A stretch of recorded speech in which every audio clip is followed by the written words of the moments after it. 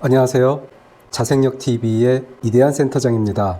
오늘은 아이디어와 간절함 그리고 열정은 있지만 자본이 부족한 예비 창업자와 한두 번의 실패 후 재창업에 도전하는 자영업자들에게 창업에 소요되는 공간 그리고 비용, 컨설팅, 교육 등 다채로운 지원 사업 정보와 정책 심사위원들이 주의 깊게 보는 내용에 관해서 이야기하고자 합니다. 기존 인터넷의 정부 지원 사업을 찾아보게 되면요.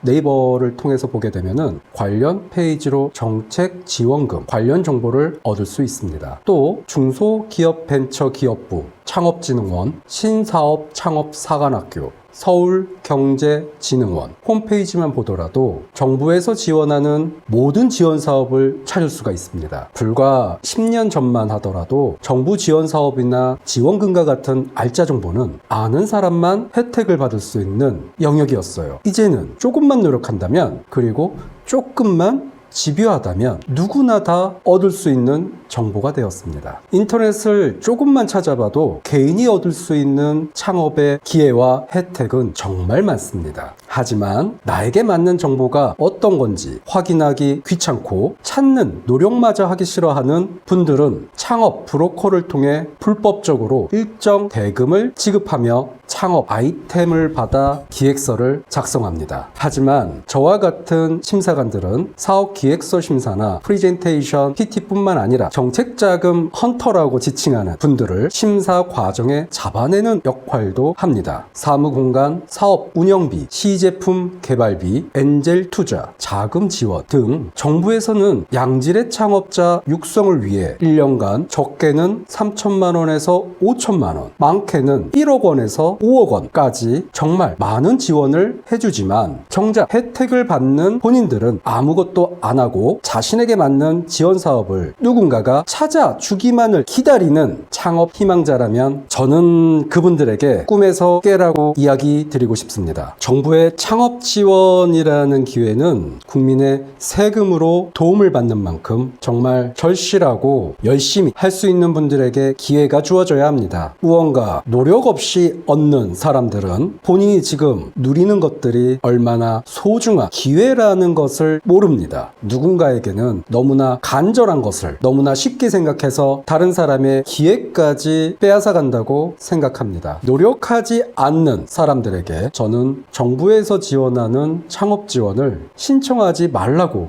이야기하고 싶습니다. 자, 이제 본론으로 들어가서 어떻게 하면 정부에서 지원하는 다양한 지원 사업을 100% 아니 1000% 합격할 수 있는지 그 필승의 합격법을 공개할게요. 쉽습니다. 사업 기획서와 기타 서류는 모두 해당 공고의 첨부 파일로 등록되어 있어요. 다운로드 받고 각 기관에서 요청하는 마감 기한까지 작성해서 제출하면 됩니다. 참 쉽죠? 놀리는 거 아니에요.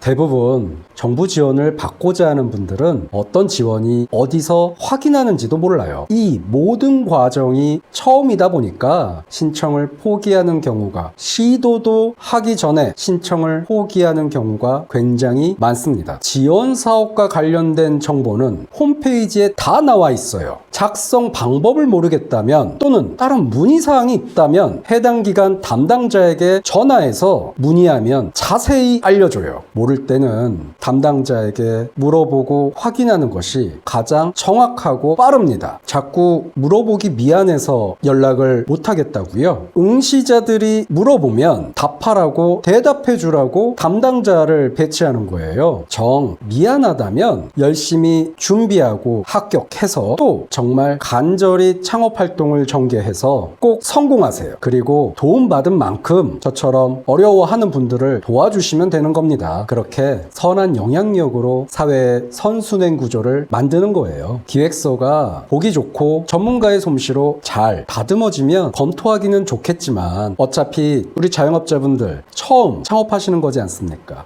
솔직히 허술해도 괜찮습니다. 허술해도 돼요. 사업의 내용과 그분들의 적극성, 미래성을 보는 거지 창업자가 제출하는 사업계획서로 예술성을 보려고 하는 게 아니에요. 물론 예쁘게 쓰면 저희 심사위원들은 보기 편해요. 이쁘게 잘 썼다고 해서 보기 편하게 썼다고 해서 합격시켜드리는 건 아닙니다. 사업성이 좋다고 판단되면 1차 서류 심사가 합격하게 될 거예요. 2차로 부족한 내용은 심사위원들 앞에서 2차 개별 PT를 하게 될 거예요. 그 과정에서 충분히 저희가 질문과 답변 시간을 드릴 겁니다. 그러니 열정을 가지고 준비만 열심히 해주세요. 어떤 준비를 하냐면 필수적으로 기획서라는 것을 작성하셔야 합니다. 그 내용으로는 사업의 목적, 사업의 내용, 소요 기관과 필요 예산, 예산 수립 방식, 사업의 운영 방식 등 기획서에 들어가는 내용은 기관마다 대동소이합니다. 어차피 기관에서 지원하는 내용도 틀리고 그때마다 창업자를 선정하는 기준도, 선별하는 기준도 다르지만 공통적인 게 있습니다. 각 기관에서 시행하는 창업 지원 사업은 지원 사업의 그 목적을 파악해야 합니다. 왜 나에게 이런 지원을 해 주는지, 왜 나에게 이런 기회를 정부에서 주는지 그 목적을 파악해야 합니다. 그것이 핵심입니다. 정부에서 왜 창업자들에게 자금과 공간, 각종 인프라를 동원해서 지원하겠습니까? 국가니까 해줘야 한다는 건 포퓰리즘적인 사고방식이에요. 창업자 한 명을 육성하는데 지원받는 금액이 약 3천만 원이라고 가정할게요. 그러면 정부에서 지원되는 각종 기반 지원 비용까지 합치게 되면은 최소 1억 원 이상 쓰여지게 됩니다. 경제 부흥과 일자리 창출을 목적으로 올바른 사업자 육성을 위해서 정말 많은 비용과 노력을 투자하고 있습니다. 자본이 없다고, 경험이 없다고 포기하지 마세요. 모르면 물어보고 찾아가서 적극적으로 혜택을 꼭 받기를 바랍니다. 오늘의 자생력TV 결론. 법가의 학문과 이론을 집대성한 한비자는 이런 말을 했습니다. 범세진한 제지소 세지심 가이오 세당지 설득이 어려운 까닭은 상대의 마음을 알아내어 맞출 수 있어야 하기 때문이다 라고 했습니다. 설득을 잘하기 위해서는 상대방과 공감하는 게 가장 중요해요. 즉 나를 지원해주는 정부 프로젝트 그들의 마음을 알고 그에 맞출 수 있다면 그 어떤 지원 사업이라도 좋은 결과를 끄집어낼 수 있습니다. 자영업 지원, 사업자 육성 지원 사업을 통해 어떤 사회적 목적을 수립하고자 하는지 상대의 마음에 공감하면서 기획서를 제출하시면 돼요. 쉬우면서도 어렵죠. 좀 더 자세하게 알려드리고 싶지만 사특한 무리들한테 본 내용이 악용될 수도 있어서 공개할 수 없는 부분도 있습니다. 이해해 주십시오. 하지만 구독해 주시는 분들이 개별적으로 문의를 해 주신다면 관련해서 성실껏 답변해 드릴게요. 지금까지 자생력TV의 이대환 센터장이었습니다. 끝까지 시청해 주셔서 감사합니다.